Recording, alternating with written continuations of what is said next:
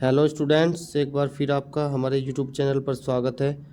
आज हम डिस्कस करेंगे एसएससी सीएचएसएल जो अभी अभी हाल ही में एग्ज़ाम हुआ है मेंस का, उसके जो मैथ्स के क्वेश्चन हैं आज हम उनको डिस्कस करने वाले हैं। 30 क्वेश्चंस जो पूछे गए थे, तो वीडियो को एंड तक देखिएगा। वीडियो अच्छी लगी तो लाइक कीजिएगा, अपने दोस्तों में शेयर कीजिएगा। तो चलिए यहाँ पे शुरू करते हैं हम। पहला क्वेश्चन हमारे पास है यहाँ पे 2z minus 5y whole square plus 5z minus plus 2y whole square minus 25z square. अच्छा देखिए, यहाँ पे हम देखेंगे कि कैसे क्वेश्चंस को आसानी से किया जा सकता था बहुत ही कम टाइम में। यहाँ पे आप क्या करेंगे, अगर आप a minus B whole square खोलना शुरू करेंगे, a plus B whole square, दो ये क्वेश्चन उससे भी आसान हो जाएगा। लेकिन यहाँ पे क्या कीजिए, आप यहाँ पे y और z की वैल्यू पुट कर लीजिए। तो y और z की यहाँ पे क्या वैल्यू पुट कर सकते हैं हम, z को 0 पुट नहीं कर सकते, क्योंकि z को 0 पुट करेंगे तो देखिए ये दोनों 19 देंगे, 29 तो दो ऑप्शन हम एलिमिनेट कर जाएंगे, लेकिन दो ऑप्शन में हम फंस जाएंगे। तो क्या करेंगे, y और z दोनों की वैल्यू कर लेंगे 1, दोनों की वैल्यू 1 कर लेंगे यहाँ पे, ठीक है। तो ये क्या दे देगा, 2 माइनस 5 अर्थात 3 का होल स्क्वायर। इस होल स्क्वायर में तो माइनस प्लस से फ़र्क पड़ेगा नहीं, 3 का स्क्वायर 9 आ जाएगा। यहाँ पे 5 प्लस 2 7 का स्क्वायर 49 आ जाएगा, ठीक है। यहाँ पे माइनस के 25 आ जाएगा, तो कितना आ जाएगा, 49 प्लस 9 58, 58 माइनस 25 33। अब देखिए 1 1 रखने पे 33 कौन दे इसका ऑप्शन दे रहा है, ये ऑप्शन दे रहा है। 29 प्लस 4 क्या होता है 33, ये देखिए 23 दे रहा है, ये 25 दे रहा है, 19 माइनस 4 ये 15 दे रहा है। तो यही ऑप्शन हो सकता था इस क्वेश्चन का आंसर। तो ये 10 से 15 सेकंड में आंसर किया जा सकता था इस क्वेश्चन का, ठीक है। अगला क्वेश्चन है, मार्क प्राइस एक वस्तु का 2800 रुपये से 15%, 8% और 5% की 3 क्रमिक छूट पर बेचा जाता है। एसपी सेलिंग प्राइस बताना है, सक्सेसिव का केस है। सेलिंग प्राइस क्या हो जाएगा, 2800 इंटू 15% का डिस्काउंट, यानी कि पहले 85% पे बेचा, उसके बाद 8% का डिस्काउंट मतलब 92% पे बेचा, उसके बाद 5% का डिस्काउंट मतलब 95% पे बेचा, ठीक है। 2 जीरो से 2 जीरो कैंसिल। अच्छा यहाँ पे क्या होगा, 5 से अगर 1 सेकेंड रुको, 5 से अगर इसको मैं कैंसिल करूँ, 85 को कितना दे देगा, 17 दे देगा। 5 से ये 19 दे देगा, और उन दोनों 5 से यानी कि 25 से 4 दे देगा, 4 से 7 दे देगा। अच्छा अब देखिए, इसमें भी पूरा कैलकुलेट करने की जरूरत नहीं है आपको कि 7 की 17 या 92 19 में मल्टीप्लाई करने बैठ गए। चार ऑप्शन को ध्यान से देखिए। 100 को इसलिए छोड़ दिया मैंने क्योंकि मुझे दिख रहा था कि पॉइंट के 2 बार दशमलव है, तो ये तो 100 पॉइंट लगा देगा, यानी कि यहाँ से जो यूनिट डिजिट आएगी वही आंसर डिसाइड कर देगी। और देखिए चारों की यूनिट डिजिट अलग अलग है। अच्छा 2 की फिर भी 1 है, 6 हैं दोनों की। देखते हैं, हो सकता है कि वो आंसर हो ही ना। अगर होगा तो फिर दोबारा से कोई सेकेंड डिजिट भी चेक कर लेंगे। यहाँ देखिए 7 7 जा 9 आएगा, 8 आएगा, 8 9 जा 72 आएगा, 2 आएगा यूनिट डिजिट पे, और 2 एक ही ऑप्शन में था, तो ये आंसर हो जाएगा। अगर 6 आ जाता तो फिर हम सेकंड डिजिट भी चेक कर लेते जो 10th प्लेस पे आती। यहाँ पे हमारा आंसर इसी से हो जाता। और ये मैं आपको बता दूं कि ये सारे क्वेश्चन सीएचएसएल में ही आए हैं, ऑप्शन ऐसा नहीं है कि मैंने अपनी ओर से बनाए, सेम ऐसे ही ऑप्शंस वहाँ पे दिए गए थे। बढ़ते हैं हम अगले क्वेश्चन की ओर। देखिए अगला क्वेश्चन है हमारा, एक दूध विक्रेता है, उसके पास 75 लीटर गाय का दूध, 45 लीटर टोंड दूध, 30 लीटर फुल क्रीम दूध है, मतलब 3 वैरायटी का मिल्क है उसके पास। वो इन्हें अलग अलग ट्रे में इस प्रकार रखना चाहता है कि प्रत्येक ट्रे में समान मात्रा में दूध आए, ठीक है, और मिक्सअप नहीं कर रहा है, ठीक है। दूध को ऐसा नहीं है इधर से उधर मिला रहा है। तो यहाँ पे सारा दूध रखने के लिए कम से कम कितने ट्रे चाहिए। अच्छा सीधी सी बात है, क्वेश्चन को पढ़ते अगर आपने प्रैक्टिस अच्छे से की, आप समझ गए होंगे कि एचसीएफ का क्वेश्चन है। क्योंकि देखिए मिनिमम ट्रे चाहिए, तो इसका मतलब है कि मैक्सिमम वो वैल्यू जो इन तीनों को डिवाइड कर दे वो इनका एचसीएफ होता है। तो यहाँ पे क्या निकालना होगा इनका एचसीएफ, 75 45 और 30 का, ठीक है। अब देखिए यहाँ पे आपको दिख रहा है इनका एचसीएफ क्या आ रहा है, 15 आ रहा है, ठीक है। ये 75 है, 15 आ रहा है, तो 15 एक ऐसी वैल्यू है जो इक्वली तीनों को डिवाइड कर रही है। मतलब इक्वली अगर हम देखें 75 लीटर अगर दूध है तो 15 लीटर की कितनी बोतल में आ जाएगा, 3 बोतल में आ जाएगा। 45 लीटर 15 लीटर के अकॉर्डिंग कितने में आ जाएगा, 3 में आ जाएगा। अच्छा सॉरी ये 75 था, 15 5 75, ये 5 आएगा इधर। 30 लीटर दूध है, 15 की इक्वल क्वांटिटी में कितने पार्ट्स में डिवाइड हो जाएगा, 2 बोतल्स में आ जाएगा। 5 या 3 8 और 2 10, देखिए मैं इसलिए जल्दी करा रहा हूँ क्योंकि ये क्वेश्चन हैं, आपकी प्रैक्टिस अच्छी है तो जल्दी से किया जा सकता है, इनमें कोई बड़ी डिफ़िकल्टी नहीं है। इस बार का जो पैटर्न था वो ईजी टू मॉडरेट ही था, कोई ज़्यादा डिफ़िकल्ट क्वेश्चन ही है नहीं। ठीक है, अगले क्वेश्चन की तरफ बढ़ते हैं हम। यहाँ पे अगला क्वेश्चन हमारा बोल रहा है, यदि किसी राशि में साधारण ब्याज 4 वर्ष में 40% बढ़ जाता है तो समान ब्याज दर 4 वर्ष बाद 80,000 पर इंटरेस्ट क्या होगा। 4 वर्ष में 40% बढ़ रहा है तो देखते हैं आपको समझ में आ रहा है कि जो रेट ऑफ इंटरेस्ट है वो 10% है। अब 10% के रेट से 80,000 पर इंटरेस्ट बताना है तो ये तो आसान है, 80,000। ठीक है, पहले साल 10% मतलब 1/10 यानी कि 11/10 हो जाएगी क्वांटिटी। सेकंड टाइम फिर 11/10 का स्क्वायर 4 बार बढ़ रहा है तो 11/10 की पावर 4, ये टोटल अमाउंट होगा। इसमें से 80,000 को घटा देंगे तो इंटरेस्ट आ जाएगा। अब देखिए नीचे 10 की पावर 4 से ये डिवाइड हो जाएंगी, सारी जीरो कट जाएंगी। 8 इंटू 11 की पावर 4 आपको पता है 14641 होता है। ठीक है, और माइनस में 80,000। अब देखिए यहाँ पे भी अगर आप देखें इसमें 8 आएगी लास्ट, 8 - 0 8 आएगा, लेकिन 8 तो तीनों में है। 8 चौक 32, 2 आएगा, फिर 2 भी तीनों में ही है तो एग्जैक्ट आंसर निकालना पड़ेगा। अच्छा देखिए 8 को 10,000 से यहाँ पे गुणा करेंगे, ये क्या है 10,000। ठीक है, और यहाँ पे 4,441, तो 8 से 10,000 करेंगे 80,000 तो कैंसिल हो जाएगा, यानी कि जो आंसर है वो 8 की 4641 में मल्टीप्लाई करने पे आएगा। 8 की 4641 में कर देंगे, 8 1 जा 8, 8 4 जा 32, 8 6 जा 48, 3 51, 5 8 4 जा 32, 5 37, तो 37 128 आ जाएगा आंसर। ठीक है, 37 128 ये आ जाएगा। ठीक है, तो यहाँ पे अगले क्वेश्चन की तरफ बढ़ते हैं। अगला क्वेश्चन क्या है हमारा, अगला क्वेश्चन है 5 वर्ष 5% वार्षिक साधारण ब्याज दर से एक राशि 6 वर्ष में 4,160 हो जाती है, तो राशि बतानी थी। ये तो बहुत आसान क्वेश्चन है। 5% से 6 वर्ष में यानी कि एक राशि का 30% से यानी कि 130% जो अमाउंट बन रहा है वो कितना बन रहा है 4160। तो यहाँ पे 0 से 0 काट दो, 13 3 39, 13 दूनी 26, 1% उसका 32 है तो 100% यानी कि वो अमाउंट वो राशि कितनी है प्रिंसिपल उसका 3200 हो जाएगा। बढ़ते हैं अगले क्वेश्चन की तरफ। समान विकर्ण और समान विपरीत भुजाओं वाला चतुर्भुज क्या होता है, एक हमेशा पता आयत होता है, तो बहुत आसान सवाल है। देखिए अपोजिट साइड इसमें इक्वल होती हैं और हमेशा दोनों विकर्णों की लंबाई क्या होती है बराबर होती है। अगला क्वेश्चन यहाँ पे देख लेते हैं। अगला क्वेश्चन बोल रहा है एक पाँचे को 2 बार फेंका जाता है, सिक्के को 3 बार उछाला जाता है, पाँचे पर प्रत्येक बार 5 आना चाहिए और सिक्के पर जीत आने की प्रोबेबिलिटी बतानी है। दोनों इंडिपेंडेंट यहाँ पे क्या है इवेंट्स है, इंडिपेंडेंट इवेंट्स हैं तो एंड का केस है तो मल्टीप्लाई हो जाएगी सबकी, मल्टीप्लाई करते जाओ। पाँचे पर पहली बार में 1 आ सकता है, मतलब 1 बार आ सकता है 5, फेवरेबल आउटकम 1 है। 6 डिजिट आ सकती हैं लेकिन टोटल, तो प्रोबेबिलिटी हो जाएगी 1/6। दूसरी बार फिर 1/6 हो जाएगी। 2 बार उछाला है हमने इसको, सिक्के को कितनी बार उछाला है 3 बार, तो 1 बार हेड या टेल आने की 1 होती है, हेड आए या टेल आए, टोटल 2 आ सकते हैं, हेड भी आ सकता है टेल भी आ सकता है। 3 बार उछाला है 1/2 1/2 1/2, ये ओरली किया जा सकता था, देखते ही आंसर मार्क कर देते आप। 8 × 36 लास्ट में 8 आएगा नीचे, इसी ऑप्शन में है। मल्टीप्लाई भी कर सकते तो 36 से 8 जा तो 288 होता है। ठीक है, बढ़ते हैं अगले क्वेश्चन की तरफ। यहाँ पे अगले क्वेश्चन में क्या बोल रहा है, यहाँ पे ट्रिग्नोमेट्री का क्वेश्चन है। देखिए sin power 6 plus cos power 6 plus 3 sin square cos square minus ये एक्सप्रेशन दिया हुआ है। देखिए आपको इसमें बड़ी आसानी से क्या करना है ना, ए की वैल्यू पुट कर दीजिए। अच्छा ए की वैल्यू 0 पुट कर सकते हैं, नहीं कर सकते क्योंकि यहाँ पे कोसेक स्क्वायर है तो कोसेक 0 अनडिफाइंड होता है, 0 तो नहीं कर सकते। 90 कर सकते हैं, जैसे ही 90 करेंगे आपको पता है ये यहाँ से हट जाएगा, ये यहाँ से हट जाएगा, 90 पुट करेंगे ये भी 0 होता है क्योंकि ये। अब बचा क्या यहाँ पे 1 + 1 आ जाएगा, यहाँ पे तो ओनली 1 बचा इस ब्रैकेट से, तो 1 माइनस साइन 90 1 होता है। ठीक है, और प्लस 1 2, 1 - 2 आ जाएगा यानी कि -1 आ जाएगा आंसर।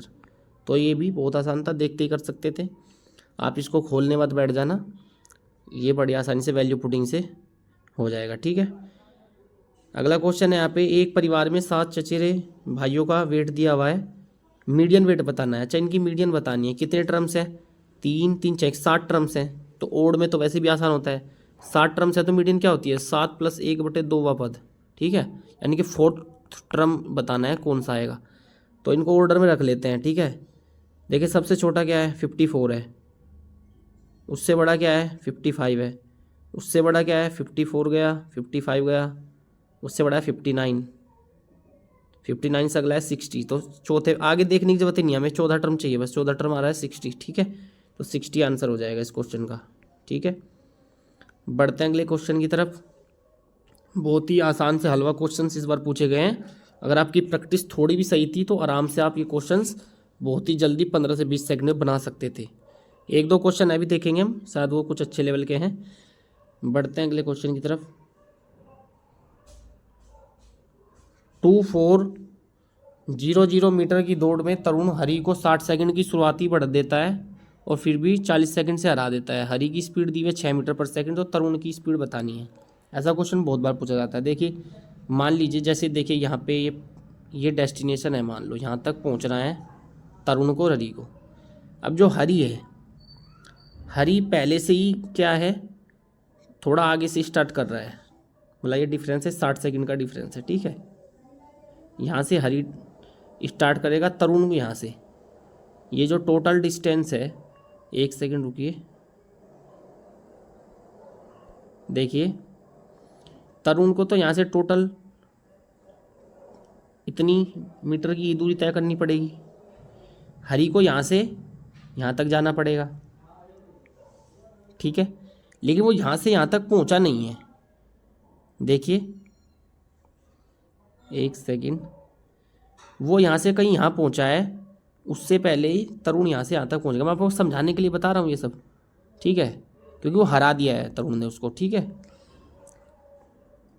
तरुण जब यहाँ से यहाँ पहुँच गया तो हरी पहले से ही थोड़ा आगे से स्टार्ट कर रहा है यहाँ से, लेकिन उसके बावजूद भी वो वहाँ तक नहीं पहुँच पाया, तभी तो हार गया। वो यहाँ से कहीं यहाँ पहुँचा होगा, मतलब 40 सेकंड का गैप है, यहाँ से यहाँ तक जाने में 40 सेकंड उसको और लगते, ठीक है, 40 सेकंड और लगते। अब देखिए आप, अब क्वेश्चन आराम से बन जाएगा। तरुण हमारे पास है, तो तरुण ने कितने सेकंड से हरा दिया है उसको? तरुण ने 40 सेकंड से यहाँ पे हरा दिया, तो 40 सेकंड टाइम का गैप उनके बीच यहाँ पे है। लेकिन वो 60 सेकंड का गैप पहले से यहाँ पे भी है, मतलब टोटल गैप 100 सेकंड का है तरुण और हरी के बीच में वहाँ तक पहुँचने में।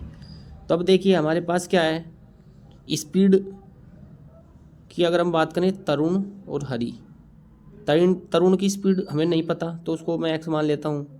हरी की स्पीड है 6, ठीक है। अब यहाँ पर देखें हम, दोनों की स्पीड हो गई। अब डिस्टेंस अगर देखें तो हरी की डिस्टेंस क्या हो जाएगी, 2400 मीटर को 6 मीटर पर सेकंड की स्पीड से 400, कितना टाइम लगेगा? 400 बटे, एक सेकंड, बटे यहाँ पे तरुण को कितना टाइम लगेगा? देखिए मैं आपको समझाता हूँ यहाँ पे ये कैसे हो रहा है। जब डिस्टेंस सेम होती है ना 2400, तो डिस्टेंस बराबर क्या होता है? Speed into time. तो जब ये कांस्टेंट रख रहे हैं हम, तो इसका मतलब है कि स्पीड टाइम के अपोजिट इन्वर्सली प्रोपोर्शनल होती है। मतलब इसकी स्पीड x है तो टाइम इसका यहाँ पे नीचे आएगा, ठीक है। स्पीड इसकी 6 है तो ऊपर आएगा, ठीक है, समझ रहे हैं आप? तो अब देखिए एक सेकंड, इसकी तरुण की स्पीड x है, ठीक है, तो टाइम कितना लगेगा तरुण को अभी नहीं पता हमें। इसकी स्पीड है 6 हरी की, तो 6 की स्पीड से 2400 मीटर को तय करने में कितना टाइम लगेगा? 400 लगेगा। अब इसको कितना लगेगा? इसको कितना लगेगा? इसको लगेगा, मैंने बताया था कि 100 सेकंड का डिफरेंस है, यानी कि इसको 300 ही सेकंड लगेंगे, ठीक है, समझ गए? अब यहाँ पे कर लीजिए, 2 0 से 2 0 कैंसिल हो गई, 3 दूनी 6, 2 चौक 8, तो x इक्वल टू क्या आ गया? 8। तो जो तरुण की चाल है वो 8 मीटर पर सेकंड है, ठीक है। वीडियो को पॉज करके आप देख सकते हैं अच्छे से। देखिए मैं फिर से बता रहा हूँ आपको, हो क्या रहा है ना, ये हमारे पास डेस्टिनेशन है। यहाँ पे देखिए तरुण जो है वो यहाँ से स्टार्ट कर रहा है, उसको यहाँ से यहाँ तक पूरा 2400 जाना है, ठीक है। लेकिन जो हरी है वो यहाँ पे कहीं है जो कि 60 सेकंड में यहाँ तक जा चुका है कहीं, तो अब यहाँ से यहाँ तक जाएगा। तो टोटल जो 2400 मीटर की डिस्टेंस है उसमें अगर गैप देखें, और हरी वैसे एक्चुअल में वहाँ तक पहुँचा भी नहीं है, तभी तो हारा है। 1 सेकंड रुकिए, 1 सेकंड, वो वहाँ तक पहुँचा भी नहीं है, ठीक है। हरी कहीं यहीं पहुँचा है, ठीक है। तो ये 40 सेकंड का गैप है, क्योंकि 40 सेकंड और चलता तो फिर वो यहाँ पहुँच जाएगा, वो पहुँचा नहीं है। तो दोनों के बीच अगर देखें डिस्टेंस दोनों ने 2400 मीटर तय की है, तो जब डिस्टेंस सेम होती है तो दूरी बराबर होता है 4 गुना समय। तो हम क्या करते हैं, ये सेम है तो हम करेंगे इधर स्पीड लेंगे, तो बस इतना याद रखिए इधर उल्टा लिखेंगे, मतलब स्पीड तरुण की लिखी है ऊपर, तो तरुण का टाइम नीचे लिखेंगे। नीचे लिखा है हमने हरी की स्पीड, तो हरी को जितना टाइम लगा ऊपर लिखेंगे, ठीक है। तो उस तरह से हम इसको करेंगे। तो यहाँ पे मैंने आपको बताया कि जो गैप था टाइम का वो कितना बना था। सीधी सी बात है, जब तरुण यहाँ से यहाँ जा रहा है, हरी यहाँ से यहीं तक पहुँचा है, तो इस 60 सेकंड का तो यहाँ पे गैप है दोनों के बीच में, 40 सेकंड का यहाँ पे गैप है, तो 100 सेकंड पहले पहुँच जाएगा वो उससे, ठीक है। तो यहाँ पे x/6 400 में पहुँच रहा है हरी, ये पहुँच जाएगा 100 सेकंड पहले 300 में। यहाँ से सोल्व कर लेंगे तो 8 सेकंड आ जाएगा। आप इसको आराम से कर सकते थे, ठीक है। अगला क्वेश्चन है, यहाँ पे देखते हैं अगले क्वेश्चन में क्या बोल रहा है। देखिए अगले क्वेश्चन में बोल रहा है ए, बी और सी ने मिलकर एक व्यवसाय शुरू किया। ए ने 12 महीने के लिए 7,000 का इन्वेस्टमेंट किया, बी ने 10 महीने के लिए 8,000 का, सी ने 6 महीने के लिए 12,000 का। ए कार्यकारी सदस्य था जिसके लिए उसने पारिश्रमिक के रूप में 20% प्राप्त किए। 1 वर्ष के अंत में अर्जित कुल लाभ दिया हुआ है, सी का हिस्सा बताना है। आसान है। यहाँ पे देखिए इन्वेस्टमेंट प्रॉफिट का क्वेश्चन है। आपको पता है कि प्रॉफिट किसके प्रोपोर्शनल होता है, इन्वेस्टमेंट इनटू टाइम के, ठीक है। अब उसी से हो जाएगा। देखिए यहाँ पे ए, बी, सी। अच्छा देखिए ए यहाँ पे अगर हम बात करें 7,000 का इन्वेस्टमेंट है, कितने टाइम के लिए, 12 महीने के लिए, रेशो। बी ने 10 महीने के लिए 8,000, 8,000 गुणा 10 रेशो। सी ने 6 महीने के लिए 12,000, रेशो निकाल लीजिए। 3 जीरो यहाँ पे है, 3 जीरो यहाँ पे है, 3 जीरो यहाँ पे कैंसिल हो गया। यह आ जाएगा 12 गुणा 7 84, यहाँ पे आ जाएगा 10 अठे 80, और यहाँ पर आ जाएगा 12 छिक 72। ये फिर से कैंसिल हो सकता है। देखिए यहाँ पे 4 से अगर मैं काट दूँ, 4 दूनी 8 21 आ जाएगा, 4 से 20 आ जाएगा, और 4 से 72 काटेंगे 18 आ जाएगा। तो जो ए, बी और सी में जो प्रॉफिट का रेशो है वो है 21, 20 और 18। लेकिन देखिए हो क्या रहा है, ए ने पहले से ही 20% प्राप्त किया है, उसके बाद उनमें प्रॉफिट जो मिल रहा है टोटल वो 14,750 है। 14,750 टोटल प्रॉफिट है, लेकिन ए को पहले से ही 20% मिल रहा है, तो इसका 80% अब बटेगा, केवल इसका 80% बटेगा इन तीनों में। और उसमें सी को कितना मिलेगा, सी को मिलेगा 18। टोटल का टोटल कितना है, 21 और 20 41 और 18 59 हो जाएगा। अब ये मिलेगा, अब देख लीजिए यहाँ पे भी। अच्छा इसमें तो ऑप्शन से थोड़ा सा मुश्किल है क्योंकि लास्ट में 0 है। अच्छा ये 2 जीरो, तो 2 जीरो काट लो पहले, ठीक है। अब देखिए इंटीजर में वैल्यू आ रही है, तो इसका मतलब है कि 59 से पूरा पूरा कटना चाहिए, क्योंकि 59 से ये तो कट नहीं रहे हैं। अब देखिए 59 से इसको काटेंगे अगर।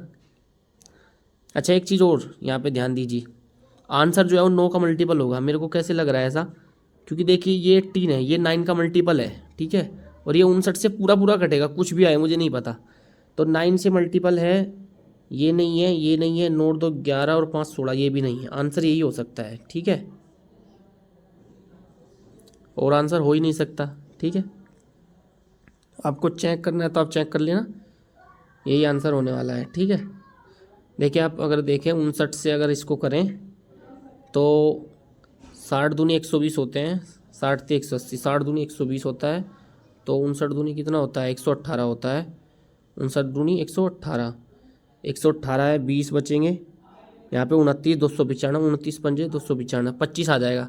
25 गुना 18 अट्ठे होता है 144, 25 के 144 में गुना कर दो, ठीक है। अच्छा देखो ये भी मल्टीप्लाई मैं बता देता हूँ आपको कैसे आसानी से कर सकते हैं आप। हमेशा जब भी 25 से 5 के किसी भी स्क्वायर से मल्टीप्लाई करनी हो ना, तो इसको भी आप ऐसे मत करने बैठ जाना। 144 गुना 25 को लिख सकते हैं हम 100/4, ठीक है। 4 तिये 12 और 4 छिक 24, 3600 आ जाएगा, ठीक है। वैसे इतना सब कुछ करने की जरूरत नहीं थी, मैंने आपको पहले बता दिया। ऐसे ही क्वेश्चन आसानी से किया जा सकता था। बढ़ते हैं अगले क्वेश्चन की ओर।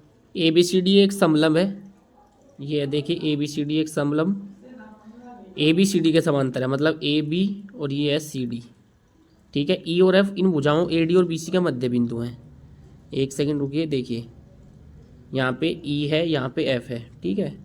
E और F ये क्या है, मध्य बिंदु है। ये बोल रहा है EF AB के समांतर है, ये पैरेलल है इसके, ठीक है। तो सीधी बात है ये तीनों ही पैरेलल हो जाएंगे एक दूसरे के। AB 28 है, वो वैल्यू कितनी 28, CD 18 है, EF का वैल्यू, ये तो फिगर भी बनाने की जरूरत नहीं थी, तो देखते ही रहता है, तो थ्योरम होती है। ये हमेशा क्या होता है, इनका एवरेज होता है। 28 और 18 को जोड़ के आधा कर दो, 28 और 18। अच्छा एक बात और देखिए, अगर आपकी प्रैक्टिस अच्छी है ना, आप एक चीज़ और दे सकते हैं, वो आधा भी मत करिए। हमेशा पता है कि एवरेज हमेशा बीच में होता है, 18 और 28 के बीच में ही वैल्यू आएगी। ये 18-28 के बीच में नहीं आता, ये नहीं आता, ये नहीं आता, यही हो सकता है, ठीक है। देखिए अगर आप की प्रैक्टिस अच्छी है, आपके सारे कंसेप्ट क्लियर है ना, तो आप बहुत ही अलग अलग डिफरेंट टाइप के अप्रोच से क्वेश्चन को सोल्व कर सकते हैं, ठीक है। तो यहाँ पे तो चलो इनको जोड़ के आधा करना भी आसान है। 28 का आधा 14 होता है, 18 का 9 होता है, 14 और 9 23। लेकिन ये भी कंसेप्ट आपको पता होना चाहिए कि एवरेज हमेशा बीच में ही लाई करता है। तो ये ऐसे भी क्वेश्चन किया जा सकता था। अगले क्वेश्चन की तरफ बढ़ते हैं हम। संदीप एक ओवरकोट को 8,540 रुपये में बेचकर 22% लाभ अर्जित करता है, तो CP बताना है, तो आसान है। 22% यानी कि एक वैल्यू का 122%। SP कितना होता है, कॉस्ट प्राइस प्लस प्रॉफिट 120%, कितना हो जाएगा 122%, 8540। 100% बताना है। अच्छा ये पूरा पूरा कटेगा जहाँ तक मुझे लग रहा है, सीधे 7 टाइम्स जा रहा है, ठीक है। 70 हो जाएगा, 1% 70 है, तो 100% क्या हो जाएगा, 7000 हो जाएगा, ठीक है। अगला क्वेश्चन है, 5 पूर्णांकों का औसत 48 है, प्रथम 4 का औसत 5वें का 50% है, आधा है मतलब, तो 5 अपूर्णांक। देखिए यहाँ पे अगर मैं बात करूँ, ये भी बहुत आसान क्वेश्चन है।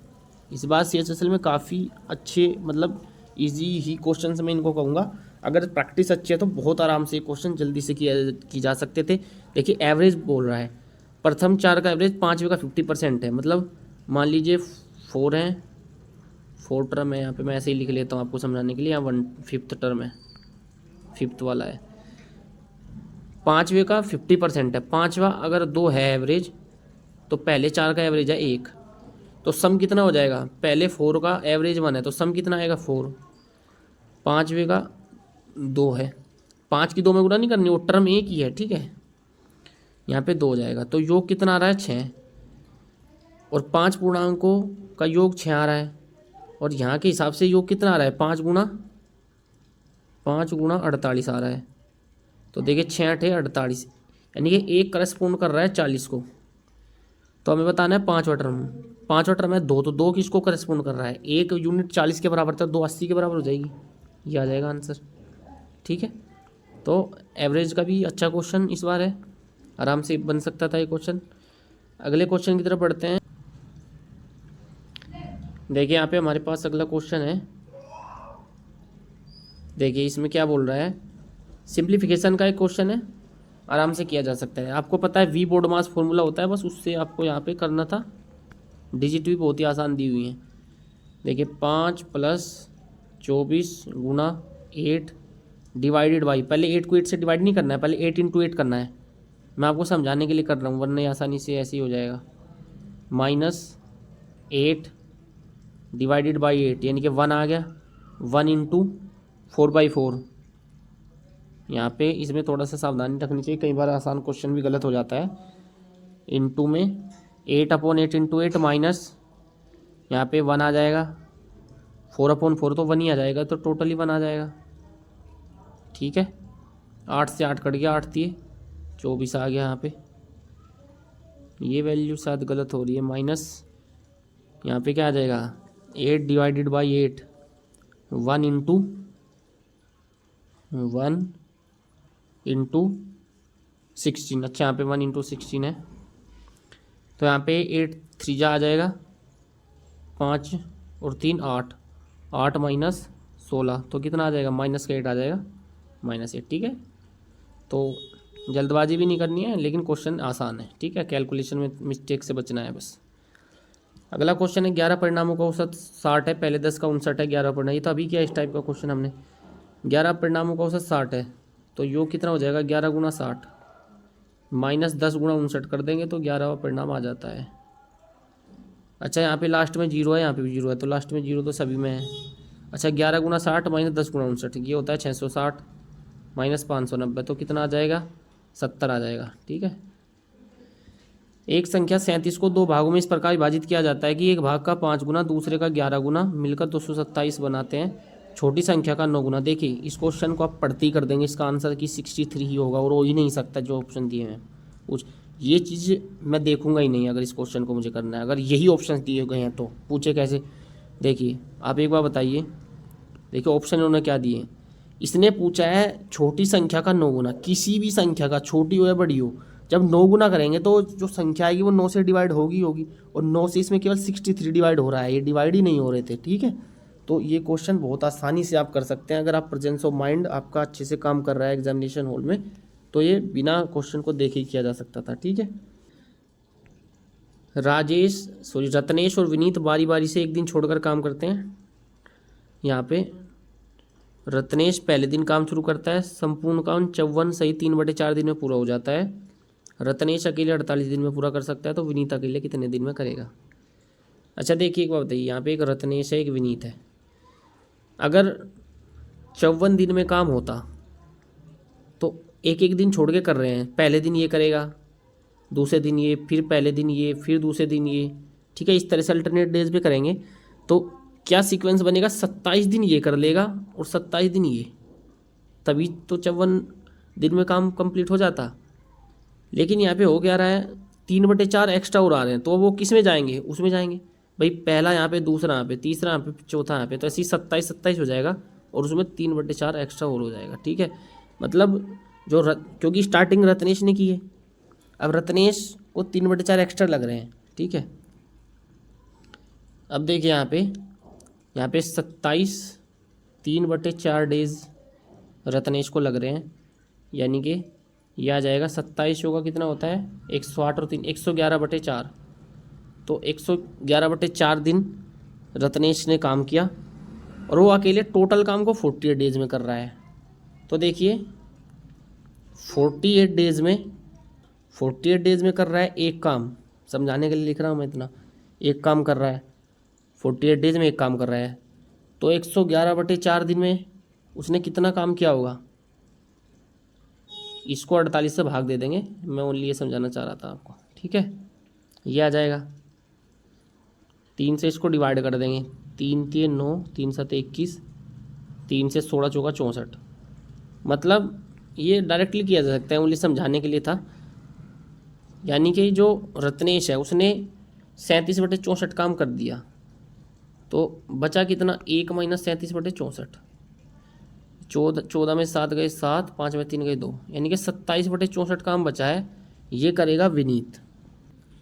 तो सीधी सी बात है, इतने यूनिट काम को कितने दिन में करेगा, वो 27 दिन काम करता है। ठीक है, 27 दिन, तो 27 दिन काम करता है, और 27/64 यूनिट काम है, कितने दिन में कर देगा, 64 दिन में कर देगा।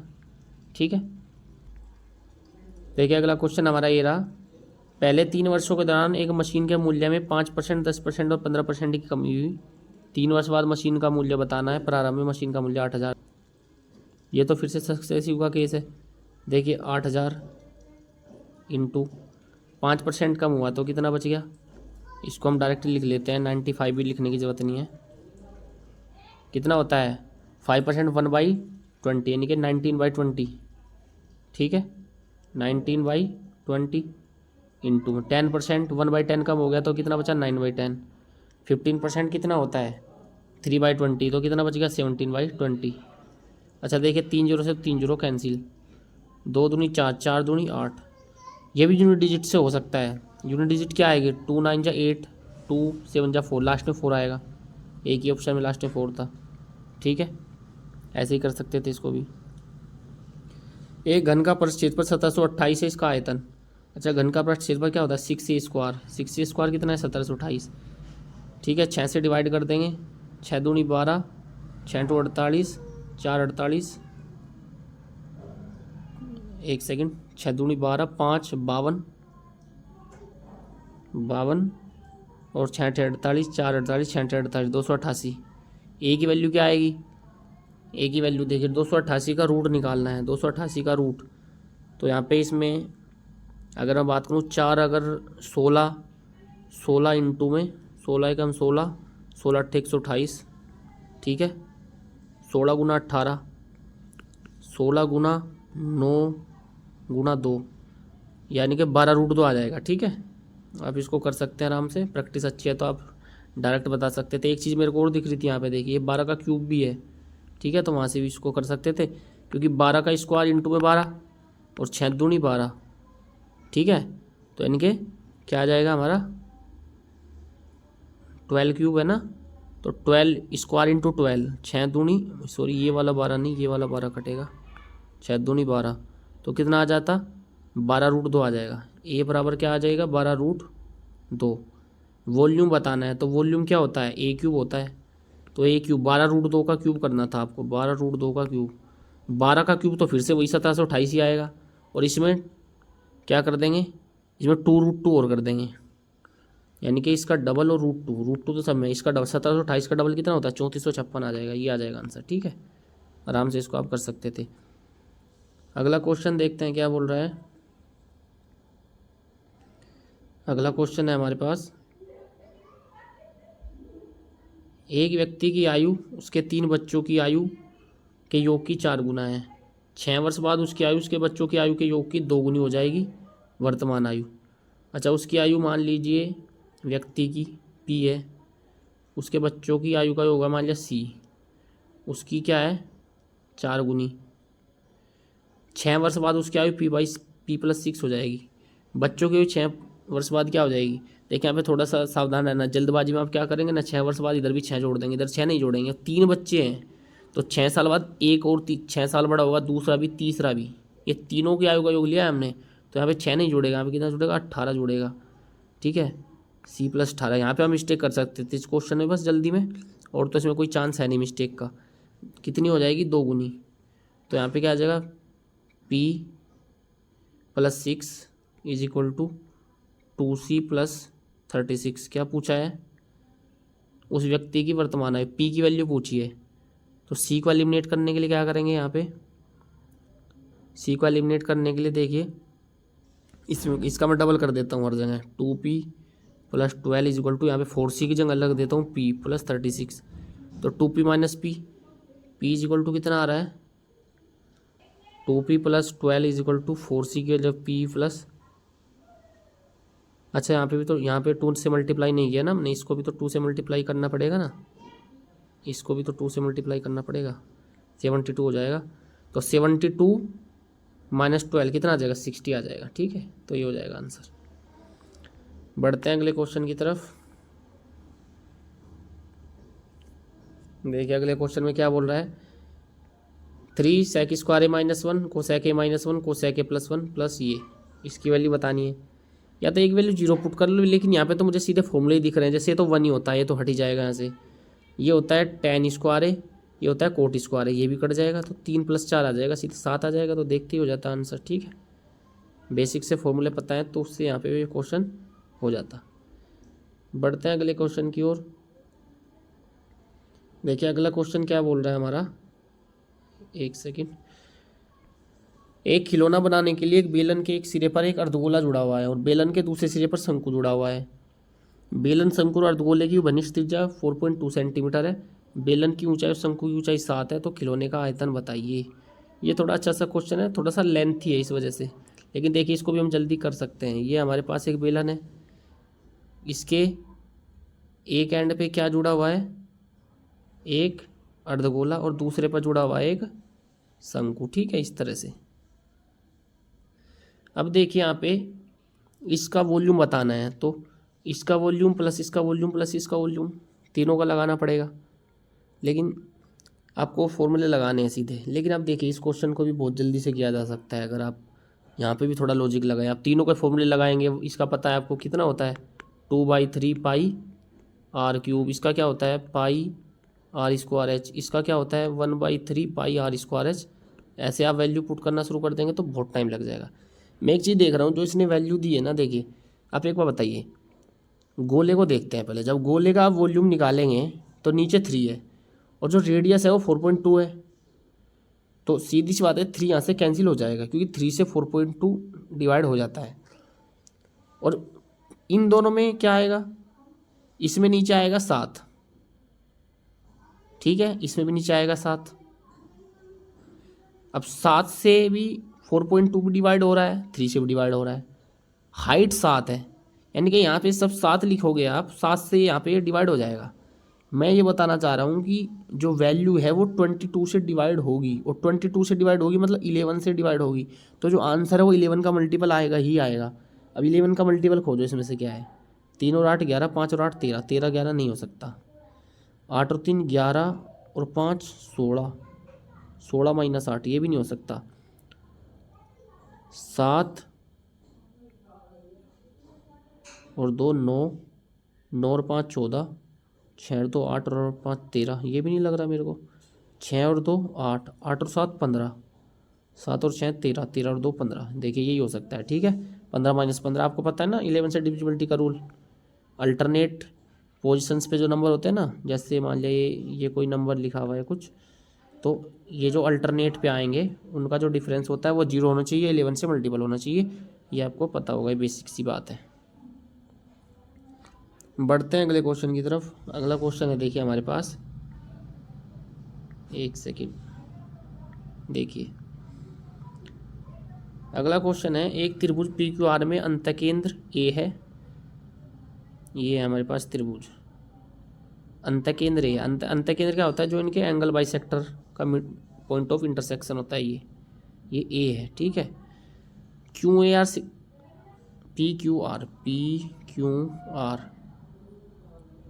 बोला है क्यू ए आर 116 है, क्यू ए आर यानी कि जो ये एंगल है ये 116 है, तो ये ऊपर वाला पूछ रहा है। तो आपको सबको पता है कि ये ट्राइंगल होता है, अगर इसके जो एंगल बाइसेक्टर का ये पॉइंट है तो ये एंगल अगर ए होता है तो ये वाला आपको क्या है 90 + a/2 होता है, 90 + a/2 फॉर्मूला होता है। तो 90 + a/2 116 है, क्या है 116 है, तो a/2 कितना आ जाएगा 26, a कितना आ जाएगा 52, ये आ जाएगा आंसर। देखिए अगला क्वेश्चन है हमारे पास, दो गोलों की त्रिज्या 4 और 5 के अनुपात में उनका आयतन, ये तो कितना आसान क्वेश्चन है। गोले का आयतन किसके प्रोपोर्शनल होता है r³ के, तो 64 और 125 हो जाएगा, ये तो देखते हैं बता देते क्या होता है गोले का आयतन 2/3 पाई r³। तो जब रेशो निकालेंगे दूसरे से तो ये तो कट ही जाएगा, जो रेडियस के क्यूब का रेशो है वही उनके वॉल्यूम का रेशो आ जाएगा। तीन संख्याओं का अनुपात है 5 7 9, LCM है 1260, सबसे बड़ी और सबसे छोटी संख्या के बीच का अंतर, अच्छा सबसे छोटी यहाँ से मिलेगी, सबसे बड़ी यहाँ से मिलेगी, तो इनका अंतर आ रहा है 4, जो आंसर आएगा 4 का मल्टीपल आएगा, लेकिन इस बार 4 के मल्टीपल 4 होंगे तो इसलिए हमको देखना पड़ेगा। बट आप इस अप्रोच से जाइए क्योंकि आपको पता देखिए हमने काफ़ी क्वेश्चन इसी अप्रोच से सोल्व किए। एक है हमारे पास 5x मान लो, एक 7x मान लो, एक 9x मान लो। अब LCM क्या है इनका, LCM हो जाएगा हमारे पास 5 × 7 × 9 × x, ये क्या है 1260 है। हम यहाँ पे डिवाइड कर लीजिए, क्या आएगा 9 से इसको डिवाइड करेंगे तो 9 × 1 = 9, 140, 7 से 20 आया, 5 से 4 आया, मतलब जो x की वैल्यू है वो कितनी आ गई 4 आ गई। तो पूछ क्या रहा है सबसे बड़ी सबसे छोटी के बीच का अंतर, तो 4 × 4 हो जाएगा 16 हो जाएगा, ठीक है। अगला क्वेश्चन है हमारे पास 11 परिणामों का जो औसत है, एक सेकेंड, 11 परिणामों का औसत क्या है 59, इस टाइप का जस्ट अभी एक क्वेश्चन किया था हमने। 10 परिणामों का औसत 58 है, तो 11 परिणाम, 11 × 59 - 10 × 58 कितना आ जाएगा, आप ऐसे ही बता सकते थे। 11 × 59 कर देंगे, 11 × 59 कितना होता है 550 और 99, यानी कि 400, कितना आ जाएगा 550 + 99 यानी कि 649, एक सेकेंड 649, -580, तो कितना आ रहा है यहाँ पे 69 आ जाएगा। ठीक है, ये आ जाएगा आंसर। बढ़ते हैं अगले क्वेश्चन की तरफ। यहाँ पे देखिए अगला क्वेश्चन में क्या बोल रहा है। अगला क्वेश्चन देखिए, एक बेलन की त्रिज्या यहाँ पे 8/5 है, 8/पाई सॉरी, वॉल्यूम 448 सेंटीमीटर है। बेलन की ऊंचाई बतानी है। तो बेलन का आयतन क्या होता है, πr²h। कितना दिया हुआ है 448, पाई होता है 22/7 इंटू में r², 8/पाई इंटू में 8/, अच्छा इसको अगर मैं पाई रखता तो ये पाई कट जाता, चलिए कोई बात नहीं। 8/22/7 में यहाँ पे लिख लेता हूँ इस वाले को, और इंटू में h कितना है, h तो बता नहीं है, ये कितना है 448। ठीक है, देखिए ये वाला 22/7 कट जाएगा, यहाँ पे 22 है, ऊपर 7 है। देखिए यहाँ पे क्या होगा, वैल्यू 7 से अगर इसको मैं काटूँ, 7 छंग 42, 7 चौक 28, 8 8 64, 64 से 64 कट गया तो 22 बचेगा। हाइट कितनी आ जाएगी, 22 आ जाएगी। ठीक है, अगला क्वेश्चन है हमारे पास, एक कंपनी में कार्य करने वाले वाणिज्य, कला और विज्ञान के स्नातकोत्तर की संख्या 40, 80 और 60। पाई चार्ट द्वारा अगर इनको दिखाएं तो वाणिज्य के संगत कोण कितना आएगा। आसान है, वाणिज्य में वैल्यू कितनी है 40, टोटल में वैल्यू कितनी है 120 और 60 180, 36 360 एंगल होता है, 18 दूनी 36, 40 दूनी 80, 80 डिग्री आ जाएगा। ठीक है, आज का लास्ट सवाल देखते हैं यहाँ पे, यदि निम्नलिखित प्रेक्षण है हमारे पास, इनमें क्या है 88 को 93 से 41 को 47 से रिप्लेस कर दे तो नई माध्यिका और पिछली माध्यिका के बीच अंतर बताना है। ठीक है, अच्छा कितने टर्म्स हैं यहाँ पे, 2 4 5 6 7 8 9 10 11 टर्म है। तो माध्यिका क्या आएगी 11 + 1/2, यानी कि जो 12th टर्म है। ठीक है, सॉरी 6th टर्म हो जाएगा, 2 से डिवाइड 6 टर्म देखना है। देखो यहाँ पे कैसे करते हैं इसको, सबसे छोटा देखिए इसमें क्या दिख रहा है आपको, सबसे छोटा इसमें दिख रहा है मेरे को 35, हमें 6 टर्म देखना है। 35 हो गया, अगला है 41। ठीक है, ऐसे लिखते भी जा सकते हैं आप अगर लिखना है 35 41, उसके बाद 46 है यहाँ पे, उसके बाद क्या है 46 के बाद 48 है, 48 के बाद 55 है, 55 के बाद क्या है 55 के बाद है 56। तो हमारा जो 6 टर्म है वो है 56। ठीक है, अब देखिए आप, यानी कि 56 है हमारे पास, सॉरी 56 के इधर 5 टर्म है, इधर 5 टर्म है।